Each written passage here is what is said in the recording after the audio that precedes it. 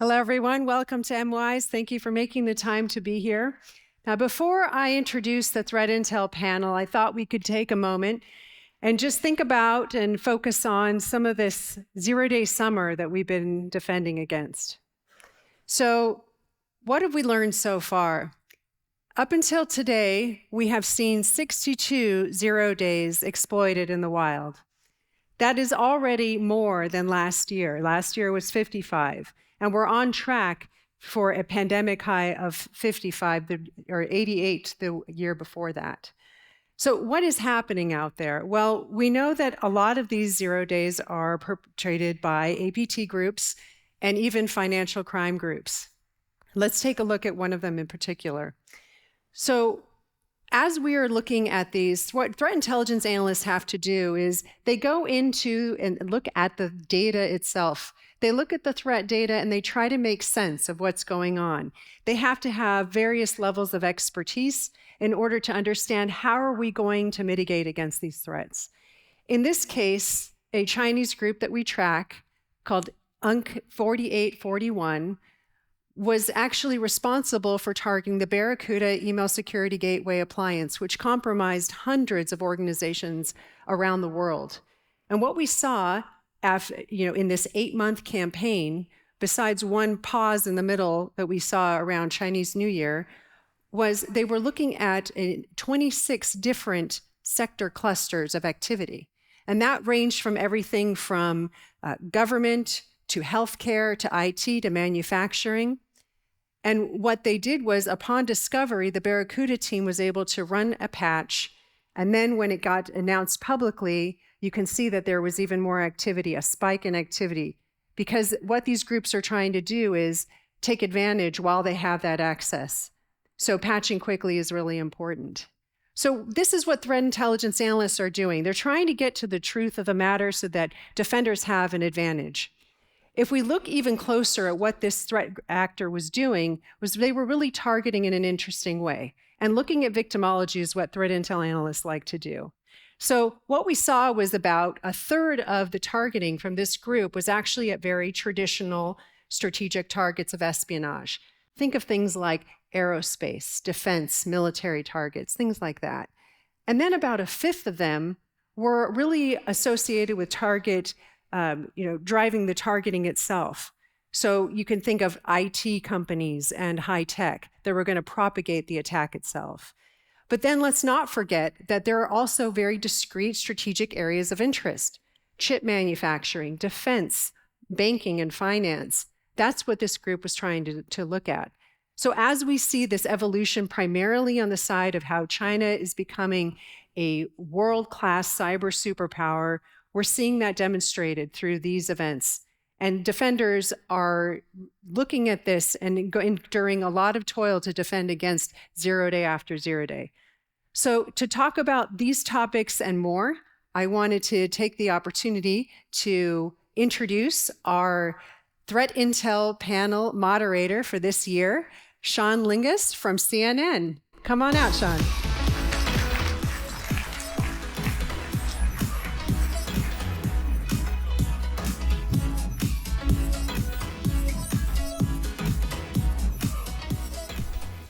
Hi, how's everyone doing?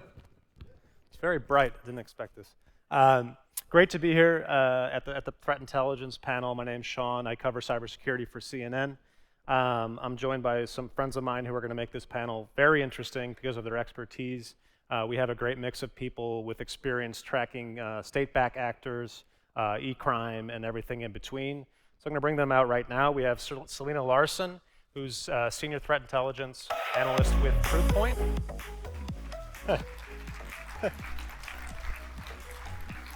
Maddie Stone with Google Threat Analysis Group, security researcher, and Jackie Burns-Coven, who's with Chain Analysis, and John Holquist, of course, with Mandiant Intelligence.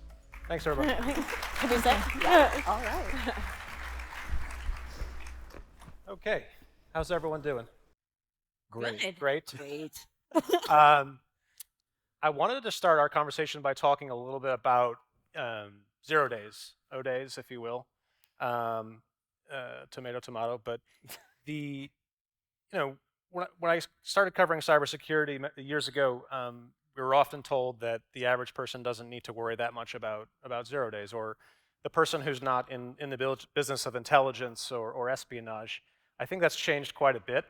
To what degree, I'm going to let you all decide, but at what point do we need to start worrying about 0 days if you're a business enterprise or someone who works in human rights? And just to drop a couple stats for framing, I think last year Mandiant, to cite your in-house stats, Mandiant had tracked about 50-something 0 days discovered in the wild, not necessarily that we're out there because we don't know, and 80-something in 2021. So the prevalence is there. How do you, when you're advising your customers and others, how do you tell them when to start caring about 0 days? Anyone who wants to start? Well, so I think it is still true that most people in organizations do not need to be worried about being targeted with 0 days. But we all need to worry about it because the way that 0 days are being used, often against journalists, political opponents, human rights defenders, minoritized populations, that has an outsized societal impact. So while most of us might not be the targets in terms of having that spyware installed on our machines or being an organization that has a nation state actor choosing to use the 0 day exploit chain against us, it still affects us when journalists aren't willing to, or not willing, feel are being pressured not to publish the truth because there's so much risk involved, or political opponents in elections are being changed by this spyware. But what I do think is all of us need to worry about for our organizations, the making sure first we've covered all of our bases for security hygiene. Because an attacker is only going to do what's necessary to accomplish their goal.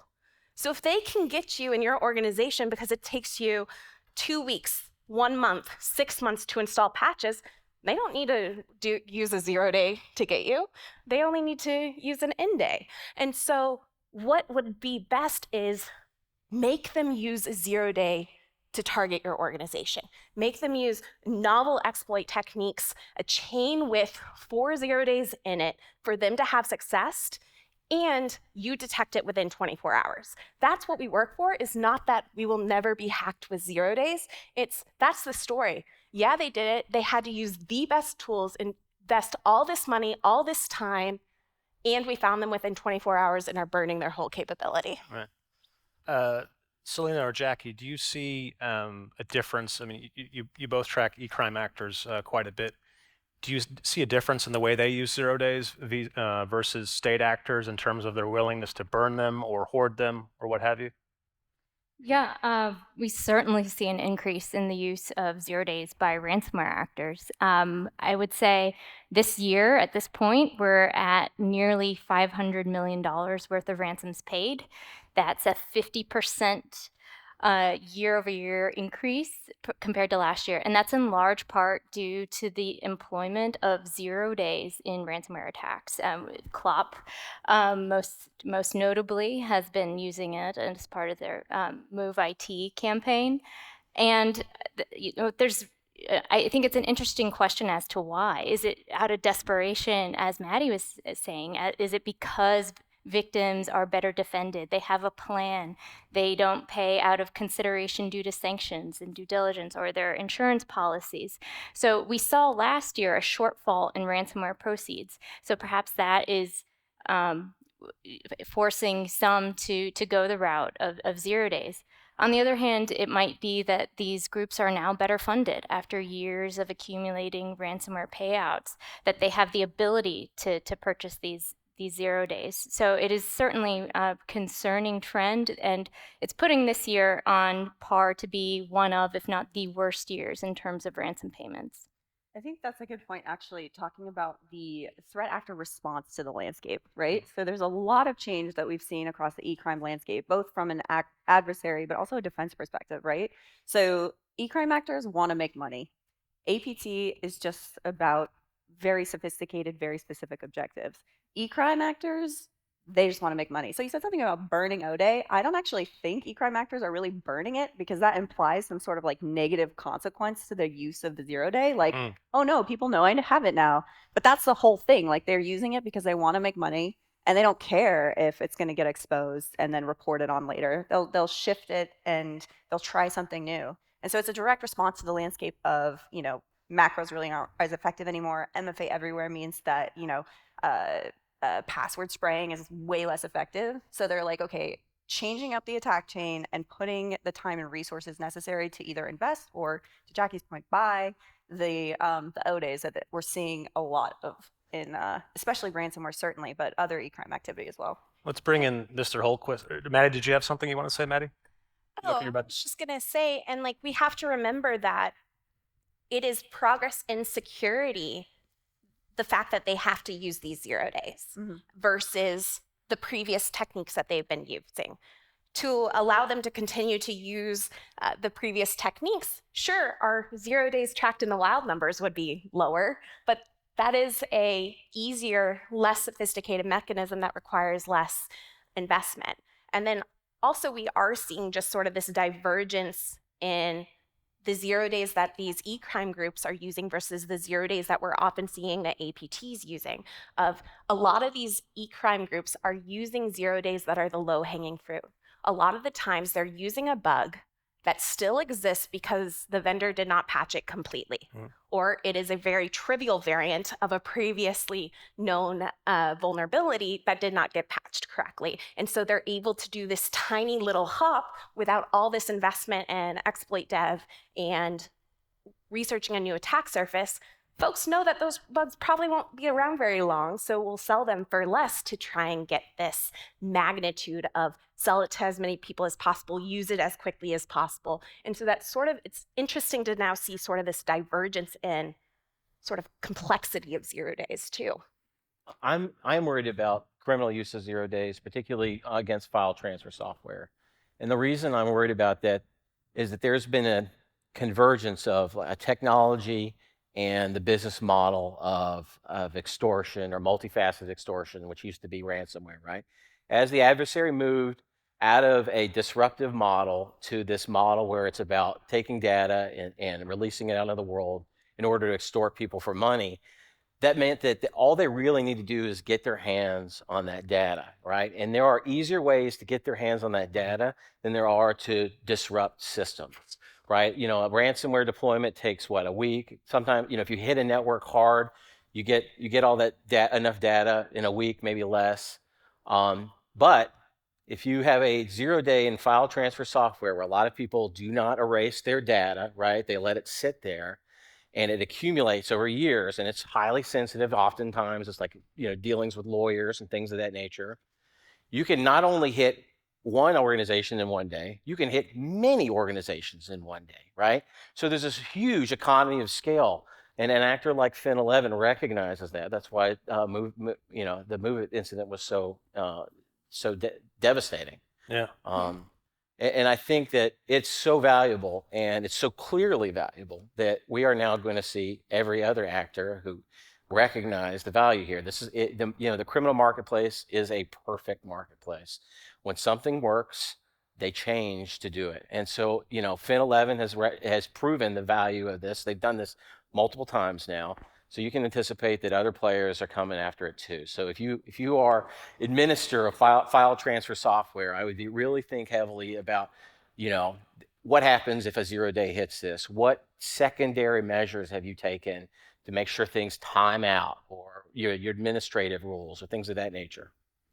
So the title of this panel includes the word geopolitical, trends or whatever. So I wanted to ask any of you if you could think of an example of an actor who had to burn a capability or quickly deploy something based on the changing geopolitical landscape, whether it's the war in Ukraine, East Pacific with China and military forces there, or perhaps even a ransomware gang that was attuned to what law enforcement was doing or something like that. Does anyone have a example they might? I think, I started out in the State Department about a really long time ago. I can't remember, a long time ago. And we were looking at Turla there a long time ago, around the time of the Agent BTZ incident. And I didn't see Turla for many, many years. It was about the time that the Russians entered the Donbass, the region. And we saw this huge spike in activity in Ukraine.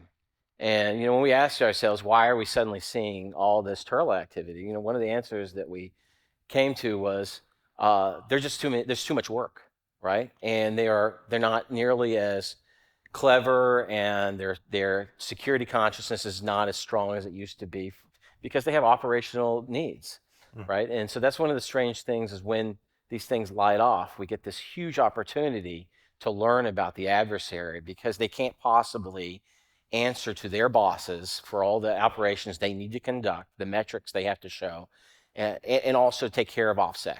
It's one or the other. It's interesting that you point to a spike in activity as an indicator. In my world, we actually look at a drop in financial activity as an indicator of potential nation-state activity. So I want to shout out Google Mandiant's report on the Cuba ransomware group. Last year, we saw a stark decline in Cuba ransomware proceeds. And didn't really know what to make of it. And then later there was this report showing that Cuba had pivoted from financially motivated activity to intelligence-driven activity. So in that case, we can look at dips in financial activity as an indicator of that.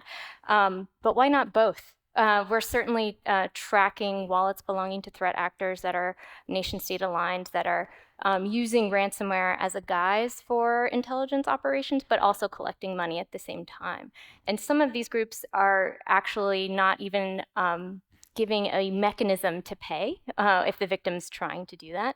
And some of them are just wiping data completely. So we're seeing ransomware being used by some of these same groups, but really being more flexible in terms of the end state of its deployment. Well, and from the e-crime perspective, a great example is Conti Leaks.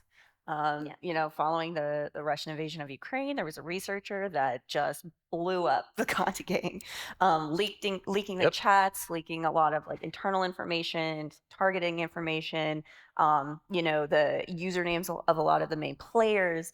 And it was really unprecedented from a researcher perspective to get this sort of insight into a criminal game that was specifically motivated by the geopolitical landscape and Russian invasion, right? So Conti came out in support of Russia, and in response, there was a researcher that leaked all of that information. So even though I think we think a lot about from the APT perspective, how state actors kind of shift and prioritize and have geopolitical motivations top of mind, but when those repercussions kind of make it through the e-crime landscape, there's a disruption to activity, and then there's a splintering, and then there's this interesting psychological impact of all of these actors that are operating with Conti or associated with that type of malware that are have to figure out what to do now. So I think the Conti links and subsequent stuff that we learned from that event and where those operators kind of are now is really, really interesting from directly in response to Russian invasion. I think we're in a golden age for cooperation between the Russian state and the underground right now. There is, they have an absolute all the services have an absolute operational need, and they have the leverage over these criminals who can either play ball or, back in the day I used to say they could go to jail, right? With Russian jail is particularly rough, but now they can go to the front line, right? But there's just so much leverage that the services have over these actors. But the other thing is, it's a marketplace, right? They don't even have to leverage somebody; they can just go buy it, right? Cheaply. I can go buy access off of somebody that gives in the underground that gives me access to the target I want. Or have you done that, John? I mean, in my spare time. But they have a lot of opportunity and options, I think, in that space now, and it's just never been a better time for them to exercise it.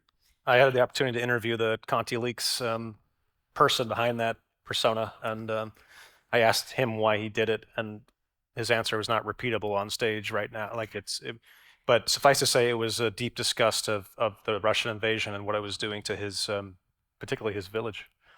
I want to talk about North Korea, which is my favorite topic. It's both e-crime and state actor combined. One of the more fascinating veins of topics in our field, I think. To start with the 3CX supply chain attack that we saw a few months ago, and what was kind of a smash and grab, I think, but indicative of a larger challenge in the industry in terms of supply chain security when it comes to cryptocurrency aspects. So how, maybe starting with Jackie, if you would, how can the cryptocurrency adjacent sector prepare for get a better handle on its assets and supply chain, and then more broadly for the others as well is how do you prepare for a threat like North Korea? It's very unpredictable, and it's kind of reconfiguring what we that this delineation between state and non-state actors evaporates when you talk about something like North Korea or Russia as well. But start with Jackie and then go to the others. Sure, no. So I started my career actually as a nuclear weapons analyst and thought I was taking a hard left into blockchain forensics, and now I ironically find myself the nuclear weapons program accountant. According to my latest figures. I reran our figures just prior to this because there was another North Korean hack last week. This year, we're at nearly $300 million of stolen cryptocurrency at the hands of DPRK-related groups. Overall, $3.6 billion total in terms of all time. So that is significant, especially when we take into account that cybercrime activity accounts for about a third of the nuclear program, according to most estimates. So it's not an insignificant threat by any means, and it's coming with regular cadence and just regular scrappiness in terms of how they're getting into these systems and companies. So 3CX, represents a very sophisticated, double exploit or chain link, double vulnerability chain link together. But we know phishing is just as an effective tool as well.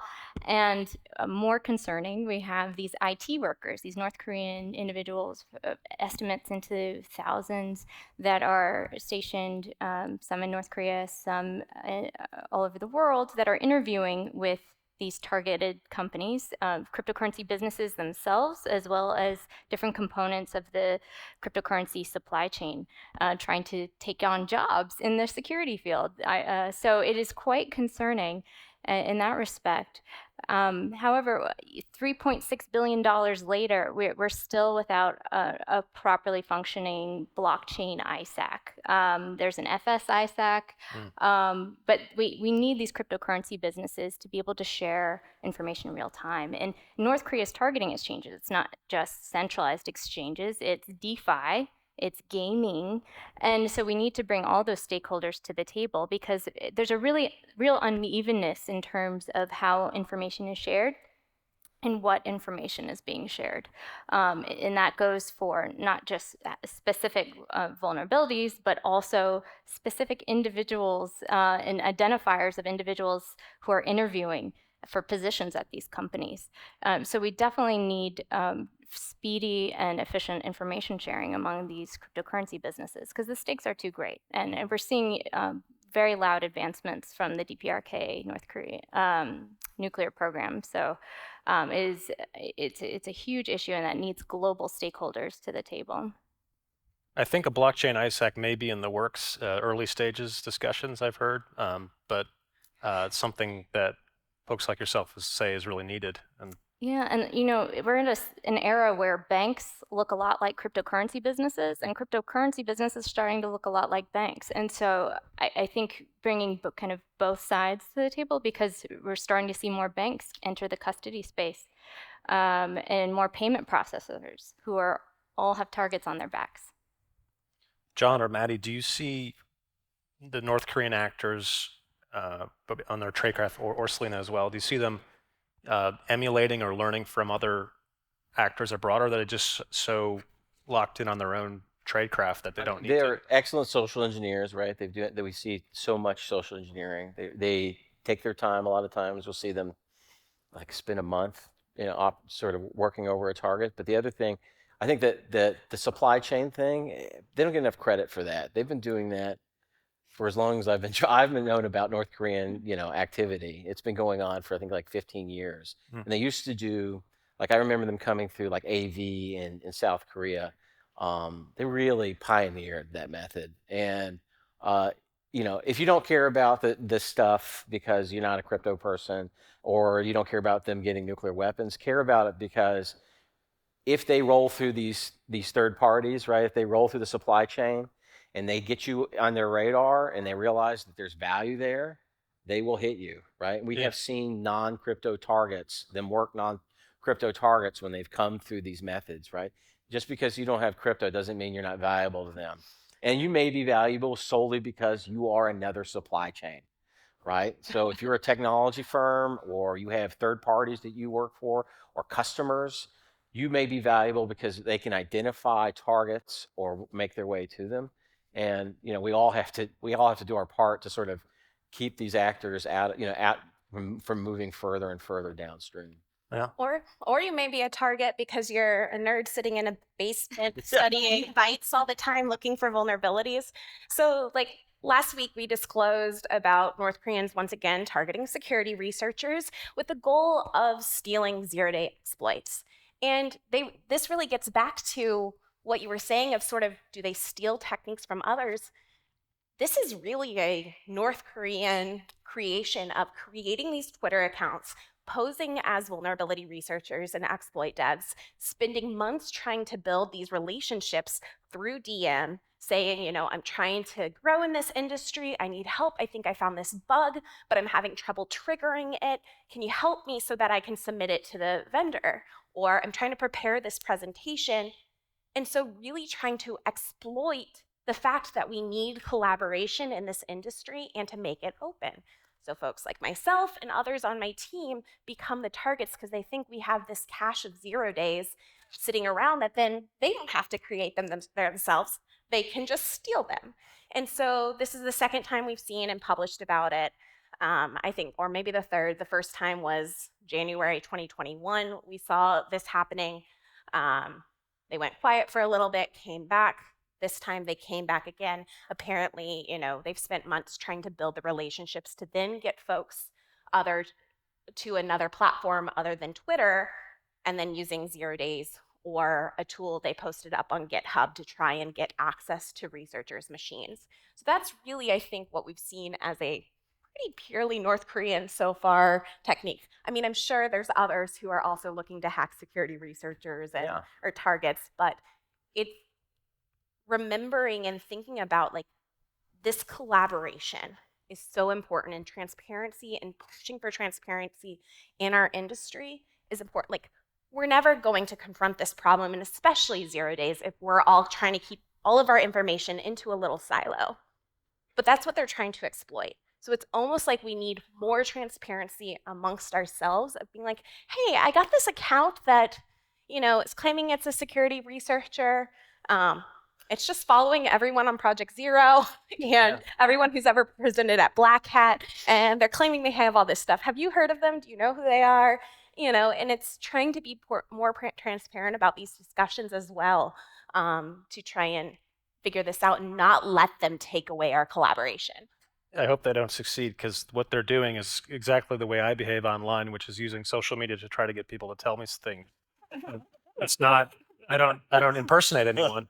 I did a story several months ago on this IT worker problem, and the opening anecdote is a guy who is anonymous in the story because I didn't want, I wanted to protect him, but he was one of those people in the crypto space who didn't realize he had an engineer from Pyongyang on his payroll, and he didn't know about it until the FBI called him and told him that. So it's a real insidious problem that I think. I mean, how do you tell security researchers how to protect themselves? They're some of the most security conscious people in the world. Is it just a question of I don't know, almost like a counterintelligence issue of requiring physical identification of someone before you work with them? I mean, how do you tell your colleagues who not to succumb to this? Is kind of. I think what's interesting about North Korean actors and what we see with some APT is it's all about social engineering. I mean, fundamentally, these people they're successful because they hack the person, right? So you don't necessarily need to have the most sophisticated 0-day or the most sophisticated attack chain, or be able to get, kernel level access on someone's machine. But if you talk to them and you socially engineer them and convince them that you are someone that you're not, it's really, really effective. I mean, you're talking about security researchers, but we track a North Korean threat actor that also targets academics and policy researchers and folks that are in this space.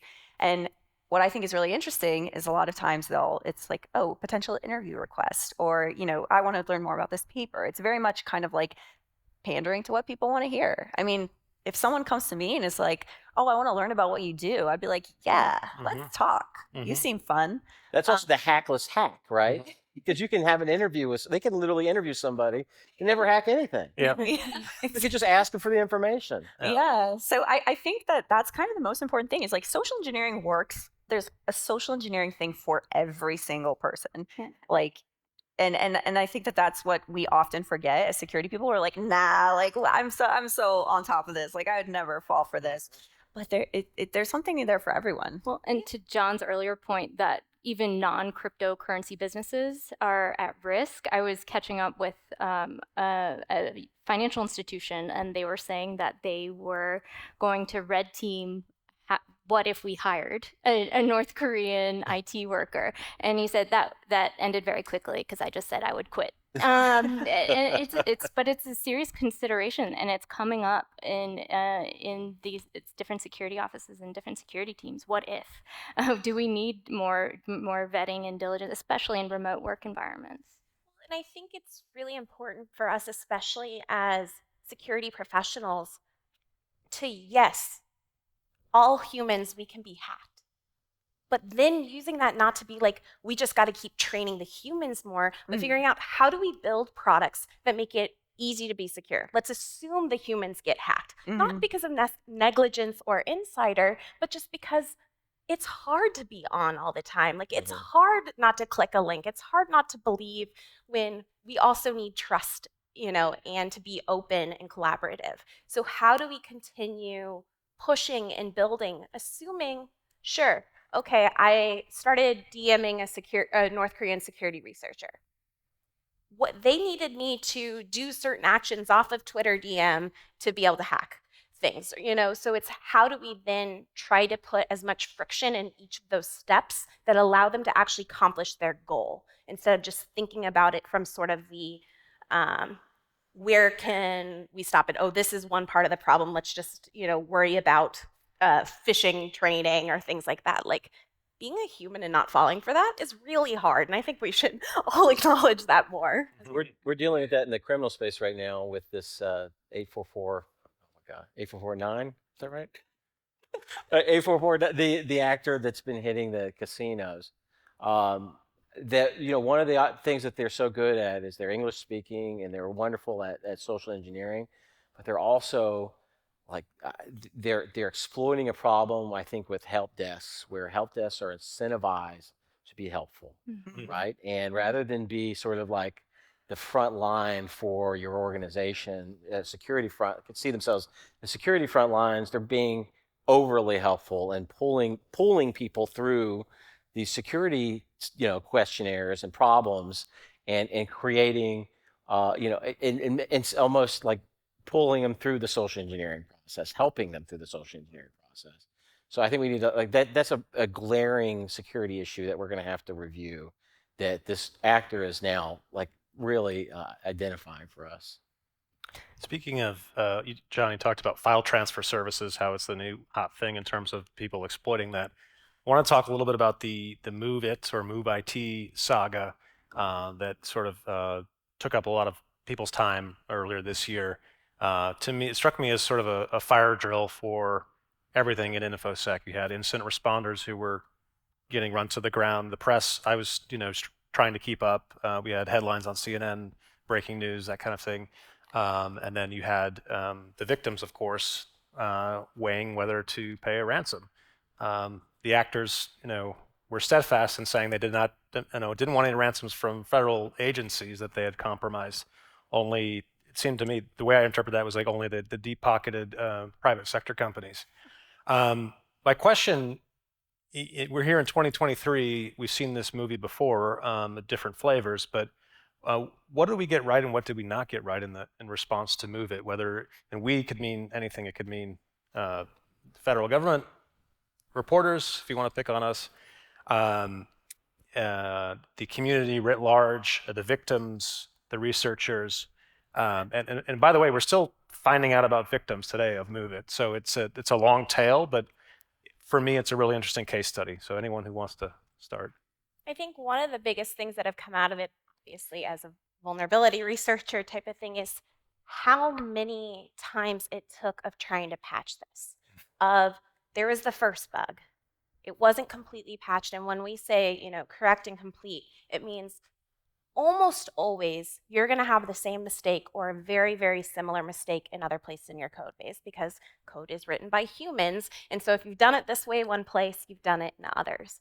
Or patching not for the actual root cause and only patching for a way we say of breaking the POC, breaking the proof of concept. So breaking one piece of that and not getting down to what's the actual underlying vulnerability here. And so that's where we saw this reoccurring issue where it just stayed more victims. It stayed this issue. Enterprises had to keep coming up with ways of issuing a patch and then another patch and then another emergency patch. And that's taking so many cycles versus the looking at what else could they have and going from there. And I think this is not just a Move It thing. This is something we're seeing across the industry, tech industry, bigger vendors of I've written about this now, year in review in 2020, year in review in 2022, H1, year in review 2022, of how many variants and trivial small bugs are able to be used as in the wild 0 days because they're not being patched correctly and completely. And this is also usually not the security teams at these vendors. They are understaffed.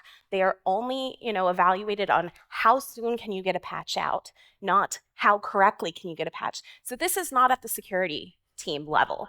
They've been yelling about this before. They need resources. How many folks have you promoted just based on they did a really detailed root cause analysis, they deleted all of this code that made this giant attack vector for us? Like, we're seeing that across the board.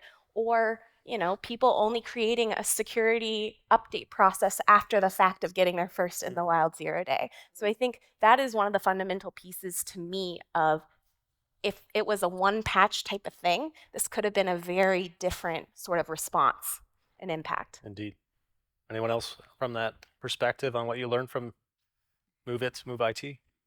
Well, I'll say I think you hit on one of my key problems, which is victims are still being uncovered, right? And I think CISA and JCDC's victim notification program is wonderful. I think there's been great success, and I think this is especially challenging because a lot of the victims aren't users of Move It themselves, and so it's so difficult. And I think it really informs how we should be going about running a playbook at events with incidents like this, how we can alert victims, and then also due diligence about third parties, and knowing who your third-party vendors are, and the different tools and services that they use. So I also want to point out that I think this situation also is being used to highlight some of the benefits of the SEC's new reporting requirements, which will require public institutions to report material cyber incidents within 4 days.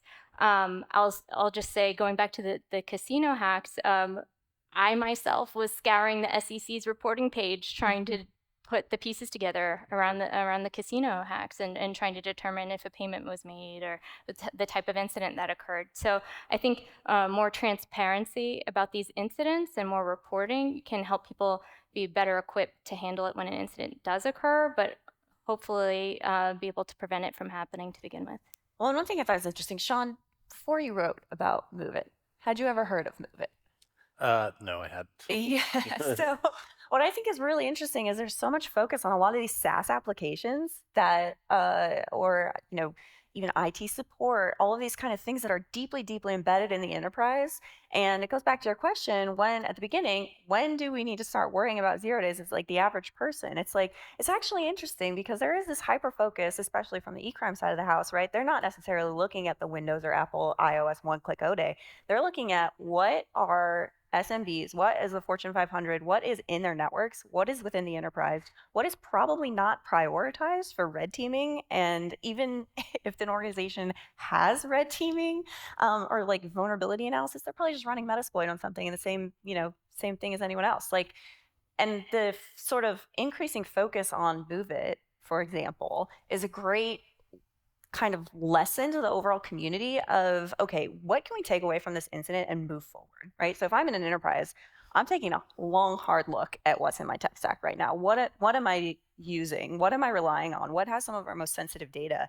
And is this something that we haven't spent a lot of time or resources poking at and finding holes in and trying to see how an actor could actually use this, whether it's a direct compromise of our services and then to enable sort of a supply chain, or who are our suppliers that are holding some of our most critical data?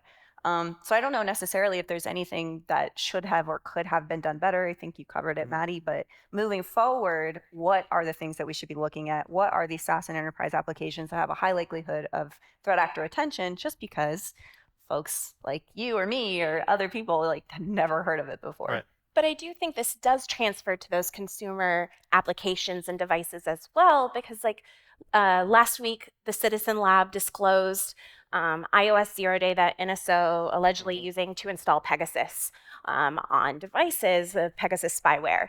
And what was good, and I think what worked as intended, is Apple then reporting that bug because it was actually in Google's WebP library as well, of making sure this upstream was going to get it, because libwebp then had all of these downstream customers of the library. So making sure it wasn't just the forked version in Image.io and the Apple devices, but getting it to the upstream library, and so then it can go downstream as well. But it gets to that problem of, especially for the open source products or libraries or things like that, like the vendors aren't going to even know who all their downstream customers are. They can just put out, security bulletins, hey, FYI, we especially know of this exploit in the wild, so please fix it. But it then has to be up to each layer of that tech stack of monitoring to find out, wait, I use this thing.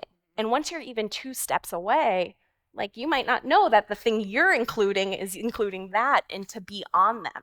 So like, one thing that could be for enterprises or people building things is asking the products you're using, what all are you including? When and how are you doing security bulletins? Do you have a time period where you're expecting this? Like, what information can I expect to be disclosed to me transparently as a user of your stuff? Because it's those of us who are actually using the thing and including it that we can really push and change some of those hygiene habits along the way as well in this upstream downstream relationship. Talking about an SBOM, Maddie? Well, Defense in depth. Selena, put on her private. She used to be a journalist, and she used to have my job and probably did a better job.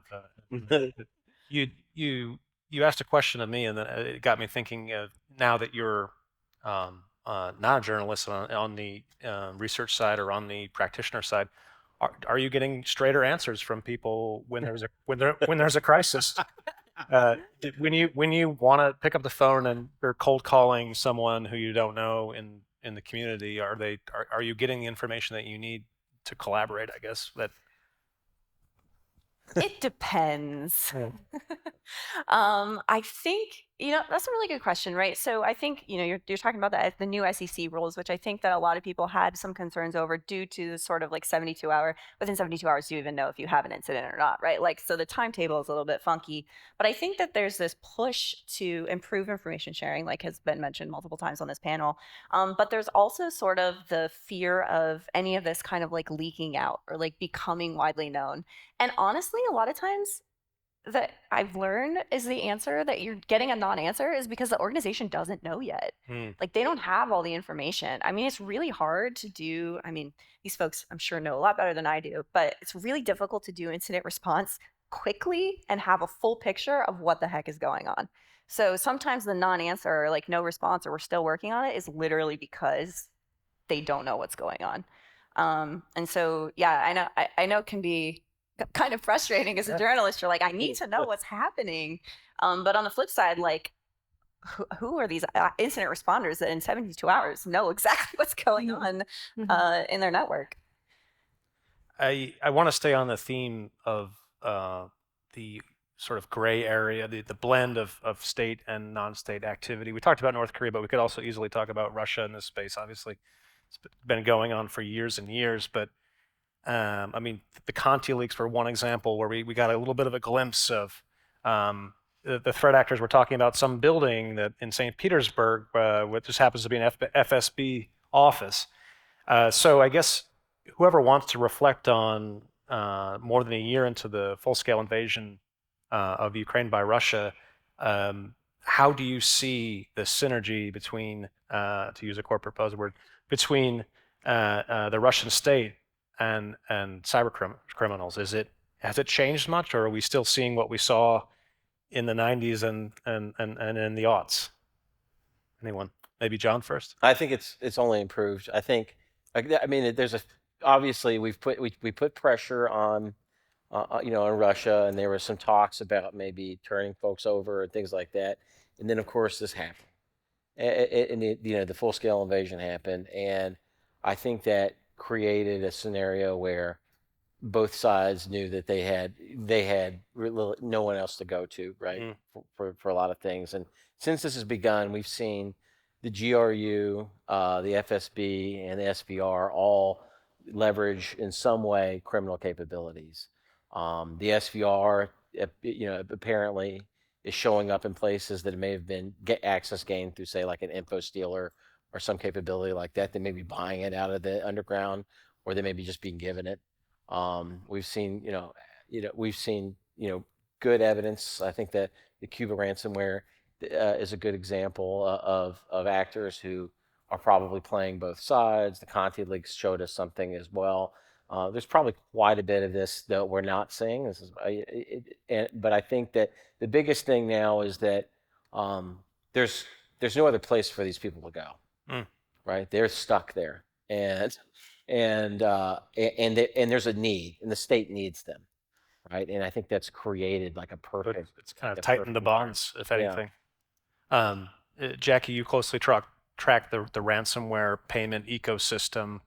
Have you seen anything broadly, disruptions from the war that might have had an effect on what actors are taking home in ransom payments? Sure. So we certainly attribute the decline in ransom payments last year. It was a 40% decline in ransom payments compared to the year prior. A lot in part to the Russia-Ukraine conflict, taking threat actors on both sides of the conflict out of the commission, whether they're relocating or diverting their efforts to more military-focused efforts. So that's to say that last year was not a trend. This spike that we're seeing either signifies, an end of military service or a resettlement, or perhaps even a mandate to release the hounds. And we are seeing, extortion demands that are outside of what an insurance carrier would cover. That to us signal that it's perhaps nation state aligned. We're also tracking hacktivist groups, quote unquote, that proclaim not to be affiliated with Russia, perhaps using another country's in their name to obfuscate connections, but we can actually see those connections on chain. A lot of these groups will solicit donations in cryptocurrency, they'll buy DDoS services with crypto, as well as pay their employees. So we can actually identify these financial fingerprints. And a lot of it traces directly to Russia-based services. So over the last year, there's been an incredible amount of government action targeting ransomware-focused actors and their enablers. So we've seen the takedowns and designations of mixers, darknet markets, Russian-based exchanges. And it's really caused a consolidation in the off-ramps, converting that crypto into cash.